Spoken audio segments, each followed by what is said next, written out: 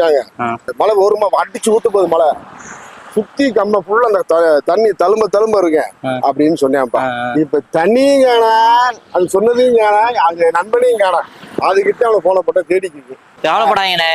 தீபாவளி போச்சுன்னா இன்னும் ஒரு 5 நாள்ல பெரிய மழை இருக்குன்னு இருக்காங்க. அது மதுரையில தான் பெரிய மழை இருக்கான்.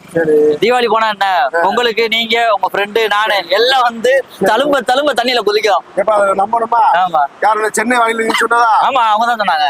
அவங்க வந்து மதுரை மாவட்டம் சொல்லுவாங்க, கன்னியாகுமரி மாவட்டத்தோட மழை வச்சிருக்கீங்க. இல்லண்ணா இந்த வட்டம் கண்டிப்பா பெய்யிட்டு இருக்காங்கண்ணே. சாமி ஆளை விடுங்க சாமி, இந்த இருக்கே வரல. இல்லண்ணா இந்த வட்டம் கண்டிப்பா.